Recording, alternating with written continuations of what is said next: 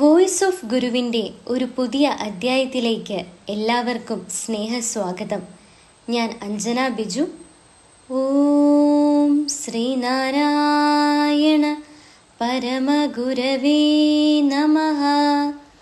ഓം ശ്രീ ശാരദാംബായേ നമഃ. ആചാര്യപാദങ്ങളിൽ പ്രണാമം. ഭഗവാന്റെ മധുരവാണികൾ ശ്രവിക്കുവാൻ ഭാഗ്യം ലഭിച്ച എല്ലാ സുഹൃത്തുക്കൾക്കും എൻ്റെ വിനീത പ്രണാമം. ഗുരുദർശനത്തിൻ്റെ വെളിച്ചത്തിൽ ശരിയായ അറിവും ഗുരുഭക്തിയും എല്ലാവരിലേക്കും എത്തിക്കുക എന്ന ദൗത്യവുമായി മുന്നേറുന്ന ഗുരുസാഗരം ആധ്യാത്മിക കുടുംബ മാസികയിലെ പങ്ക്തികളെ പരിചയപ്പെടുത്തുകയാണ് വോയിസ് ഓഫ് ഗുരു എന്ന ഈ ചാനൽ. വീഡിയോ മുഴുവൻ കാണാനും കേൾക്കാനും ശ്രദ്ധിക്കുക. സബ്സ്ക്രൈബ് ചെയ്യാതെയാണ് നിങ്ങൾ ഇത് കാണുന്നതെങ്കിൽ തീർച്ചയായും സബ്സ്ക്രൈബ് ചെയ്യുക. ലൈക്ക് ചെയ്യാനും ഷെയർ ചെയ്യാനും മറക്കരുത്. വായിക്കാൻ സമയമില്ല എന്ന് പറയുന്നവർക്ക് സഹായകമാണ് വോയിസ് ഓഫ് ഗുരു.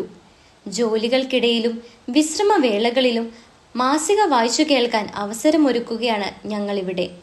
നമിക്കുവിൻ സഹജരേ നിയതമീ ഗുരുപാദം, നമുക്കിതിൽ പരം ദൈവം നിനക്കിലുണ്ടോ എന്ന കുമാരനാശാന്റെ വാക്കുകൾ നാം സദാ ഓർക്കണം. ഗുരുവിനേക്കാൾ വലുതായ ഒരു ദൈവം നമുക്കില്ല. എന്തെന്നാൽ ഗുരുവിനെ സ്നേഹിച്ചാൽ, സേവിച്ചാൽ, പ്രാർത്ഥിച്ചാൽ, ഗുരുവിൻ്റെ വാക്ക് പിന്തുടർന്നാൽ ഒരു ജന്മം സഫലമാകാൻ മറ്റൊരു ആശ്രയവും വേണ്ടതില്ല. അതിനൊക്കെ മനുഷ്യരെ പ്രാപ്തനാക്കാൻ സഹായിക്കുന്നതാണ് ഗുരുസാഗരം കുടുംബ മാസിക. വായിക്കുക, വരിക്കാരാവുക. 600 രൂപ അടച്ചാൽ ഒരു വർഷത്തേക്ക് മാസിക തപാലിൽ ലഭിക്കും. 60 രൂപ അടച്ചാൽ സിംഗിൾ കോപ്പിയും ലഭിക്കും. പണം അടയ്ക്കേണ്ട ഗൂഗിൾ പേ നമ്പർ 80 78 18 88 58, ശേഷം 62 82 31 92 94 എന്ന നമ്പറിലേക്ക് വിലാസവും അയച്ചു തരിക. ഇനി ഇന്നത്തെ വായനയുടെ വിഷയം എന്താണെന്ന് നോക്കാം. 2023 ഓഗസ്റ്റ് ലക്കം എഡിറ്റോറിയലാണ് ഇന്നിവിടെ അവതരിപ്പിക്കുന്നത്. ഗുരുസാഗരം ആധ്യാത്മിക കുടുംബ മാസികയുടെ ചീഫ് എഡിറ്ററും ശ്രീനാരായണ ഗുരു വിദ്യാപീഠം ആചാര്യനും ആയിരിക്കുന്ന ശ്രീ സജീവ് കൃഷ്ണൻ സാറാണ് ഈ എഡിറ്റോറിയൽ എഴുതിയിരിക്കുന്നത്. ഇനി വായനയിലേക്ക് കടക്കാം. നമുക്ക് വേണ്ടത് ശ്രീനാരായണീയ സംസ്കാരം. ഇത് കൊല്ലവർഷം 1199 ചിങ്ങമാസമാണ്. ഗുരുവർഷം 169 ആയിരിക്കുന്നു. ആഗസ്റ്റ് 31 ഈ വർഷത്തെ ഗുരുജയന്തിയും നമ്മൾ ആഘോഷിക്കും. ഇത്തവണയും അതിനുള്ള ഒരുക്കങ്ങൾ തുടങ്ങിക്കഴിഞ്ഞു. ശ്രീനാരായണ ഗുരുദർശനങ്ങളുടെ പ്രസക്തിയെക്കുറിച്ച് എല്ലാവരും വാചാലരാകുന്ന 2 ദിവസങ്ങളുണ്ട് ഒരു വർഷത്തിൽ. ചിങ്ങമാസത്തിൽ ചതയ ദിനവും കന്നിമാസം 5-ാം തീയതിയും. ആ ദിവസങ്ങളിലാണ് ഗുരുദർശനം പ്രസക്തമാകുന്നത്. അന്നേ ദിവസം അസ്തമിച്ചാൽ പ്രസക്തിയും അസ്തമിക്കും. അതാണ് നാട്ടുനടപ്പ്. പ്രസക്തി എന്താണ് എന്ന് ചോദിച്ചേക്കരുത്. അത് പറയണമെങ്കിൽ ആദ്യം ശ്രീനാരായണ ദർശനം എന്തെന്നറിയണം. വെട്ടിപ്പിടിക്കാനും നേടിയെടുക്കാനും അടിച്ചൊതുക്കാനും ഉത്സുകരായി ഓടുന്നവർക്ക് അതൊക്കെ അറിയാൻ എവിടെ നേരം? ഗുരുഭക്തരായ കുറെ പാവങ്ങളുണ്ട് നമുക്കിടയിൽ. അവർ മാത്രം ജീവിതത്തിൻ്റെ ഓരോ നിമിഷവും ഗുരുസ്മരണയിൽ ജീവിക്കുന്നു. അവർക്കും ഗുരുദർശനം ജീവിതത്തിൽ പ്രാവർത്തികമാക്കേണ്ടതിനെ കുറിച്ചൊന്നും ചിന്തയില്ല. അസുഖങ്ങൾ മാറണം, ജീവിതത്തിൽ ഭൗതികമായ നേട്ടങ്ങളും പുരോഗതിയും ഉണ്ടാകണം, ഗുരുവിൻ്റെ ഒരു സുരക്ഷാ കവചത്തിൽ സാധാരണ ജീവിതം നയിക്കണം എന്നതിൽ കവിഞ്ഞ് അവർക്ക് മറ്റൊന്നും അറിയില്ല. മറ്റൊരു വിഭാഗം സമുദായ പ്രവർത്തനത്തിൻ്റെ ഭാഗമായി ഗുരുവിനെ ആരാധിക്കുന്നു. അവരെ സംബന്ധിച്ച് സമുദായത്തിന് സാമൂഹികവും രാഷ്ട്രീയവുമായ നേട്ടങ്ങൾ കിട്ടണം. അതിന് വോട്ട് ബാങ്ക് പോലെ സമുദായത്തെ സംഘടിപ്പിച്ച് ചട്ടക്കൂട്ടിൽ നിർത്തണം. അവിടെ പിന്നെ ഗുരുദർശനത്തിന് വലിയ ആവശ്യമൊന്നുമില്ല. അതൊക്കെ സമുദായ പ്രവർത്തനത്തിന്റെ ഭാഗമായി നടത്തുന്ന പരിപാടികളിൽ ചില പ്രഭാഷകർക്ക് പ്രസംഗിക്കാൻ മാത്രമുള്ള വിഷയങ്ങളാണ്.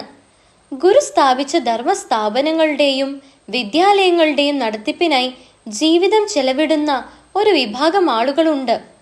അവരെ സംബന്ധിച്ച് കാര്യങ്ങൾ മുടക്കം കൂടാതെ നടത്തണം.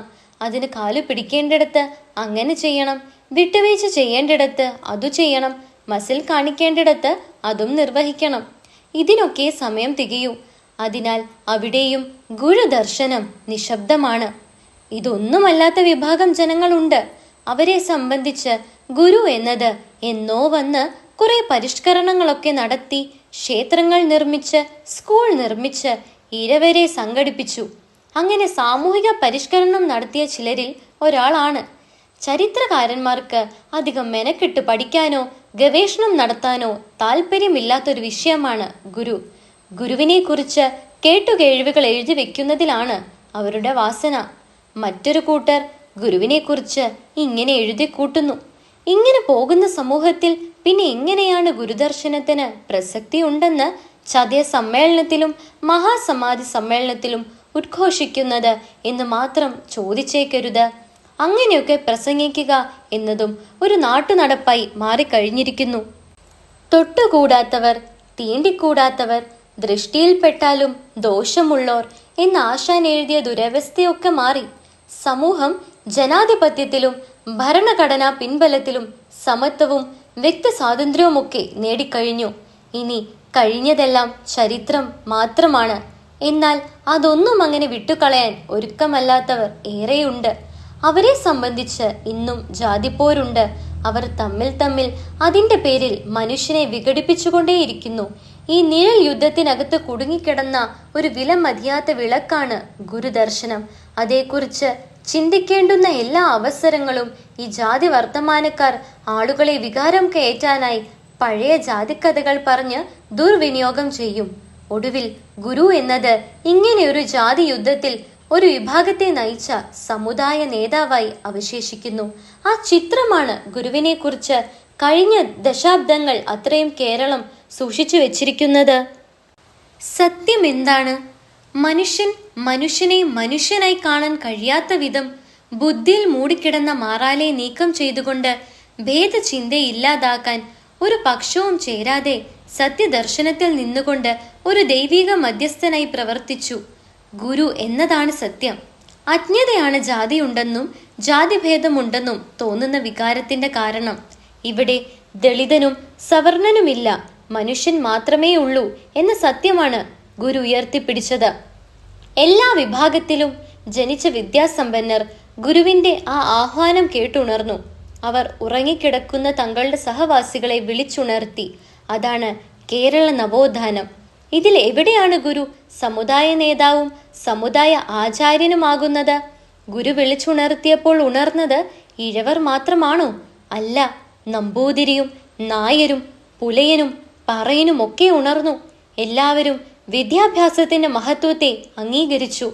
വിദ്യ കൊണ്ട് സ്വതന്ത്രരാകാൻ ശ്രമം തുടങ്ങി. അതല്ലേ സംഭവിച്ചത്?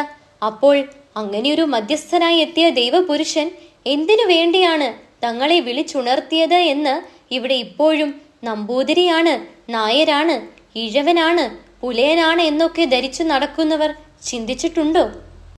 മനുഷ്യനെ നന്നാക്കാനാണ് വിവിധ കാലങ്ങളിൽ മതസ്ഥാപകരായ പ്രവാചകന്മാർ വന്നത്. അവരുടെ എല്ലാം ലക്ഷ്യം മനുഷ്യൻ നന്നാവുക എന്നത് മാത്രമായിരുന്നു. അതിനാൽ മതസാരങ്ങൾ ഏകമാണെന്നറിഞ്ഞ് മനുഷ്യൻ നന്നായാൽ മതി എന്നു പറയുന്ന ഗുരു അപ്പോൾ ഏതെങ്കിലും മതപരിഷ്കാരകനോ മതബന്ധിതനോ ആകുന്നതെങ്ങനെ? ഒരാൾ ജനിച്ച ദേശം, മാതാപിതാക്കൾ, വിശ്വസിക്കുന്ന മതം എന്നിവയല്ല ഒരാളെ മത അനുയായി ആക്കേണ്ടത്.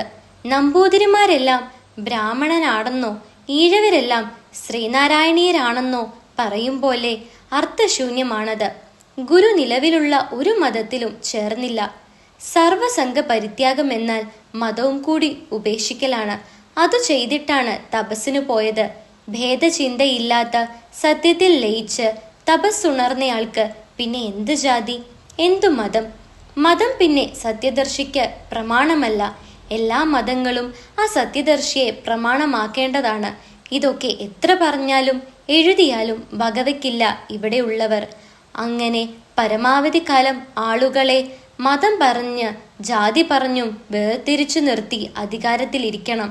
അതിനായി അവർ ഗുരുവിനെ അവരുടെ താല്പര്യങ്ങൾക്കായി അവതരിപ്പിച്ചുകൊണ്ടേയിരിക്കും.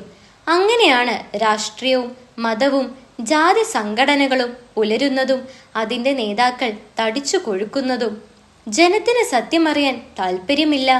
അവർക്ക് തൻ കാര്യം നോക്കാൻ ആര് സഹായിക്കുന്നു അവർക്കൊപ്പം നിൽക്കാനേ താല്പര്യമുള്ളൂ. ധർമ്മബോധം, സത്യചിന്ത എന്നിവയൊക്കെ മണ്ടന്മാർക്ക് പറഞ്ഞിരിക്കുന്നതാണ് എന്ന് വിശ്വസിക്കാനാണ് പൊതുജനം താല്പര്യപ്പെടുന്നത്. അതിനാൽ ഏകമായ സത്യത്തെക്കുറിച്ച് ഗുരു പറഞ്ഞതും എഴുതിയതും പ്രവർത്തിച്ചതുമൊന്നും ആർക്കും വേണ്ട. എല്ലാവരും സോദരത്വേന വാഴുന്ന ഒരു ലോകം ആരുടെയും സങ്കല്പത്തിൽ പോലുമില്ല. എല്ലാവർക്കും അവരുടെ താല്പര്യം സംരക്ഷിക്കാനാണ് വ്യഗ്രത. തൻ്റെ താല്പര്യം സത്യത്തോട് എത്ര ചേർന്നു നിൽക്കുന്നു എന്ന് ചിന്തിക്കാൻ പറ്റില്ല. താല്പര്യം സംരക്ഷിക്കപ്പെടണം. അതിൻ്റെ പേരിൽ ലോകത്തിനു തന്നെ ദോഷം ഭവിച്ചാലും തങ്ങളെ ബാധിക്കില്ല എന്നതാണ് ഇന്നത്തെ സമൂഹ മനോഭാവം. അത് മുതലെടുത്ത് തങ്ങൾക്കുള്ളത് കൊഴുപ്പിക്കാൻ രാഷ്ട്രീയക്കാർക്കും മതനേതാക്കൾക്കും സമുദായ നേതാക്കൾക്കും സാധിക്കുന്നു. എന്നിട്ട് ഇതിനെല്ലാം മറയിടാൻ എല്ലാ ചിങ്ങചതയത്തിലും അവർ നമ്മോട് പറയും ഗുരുദർശനങ്ങളുടെ പ്രസക്തി വർദ്ധിച്ചു വരികയാണെന്ന്. ഇതോടെ ഇന്നത്തെ വായന പൂർണ്ണമാവുന്നു. ഇത് നിങ്ങൾക്കിഷ്ടമായി എന്ന് കരുതുന്നു. തുടർന്നും നിങ്ങളുടെ വിലയേറിയ അഭിപ്രായങ്ങളും നിർദ്ദേശങ്ങളും ഞങ്ങളെ അറിയിക്കുക. 7ാം പിറന്നാളിനോടനുബന്ധിച്ച് മാസിക ഡിജിറ്റൽ ആയിരിക്കുന്നു. ഇനി എവിടെയിരുന്നും ഓൺലൈനായി മാസിക വായിക്കാവുന്നതാണ്. www.gurusaagaram.com എന്ന വെബ്സൈറ്റിൽ മാസിക വായിക്കാം, വരിക്കാരാകാം. പുതിയ വിഷയങ്ങളുമായി അടുത്ത ബുധനാഴ്ച വീണ്ടും കാണാം. നമസ്തേ.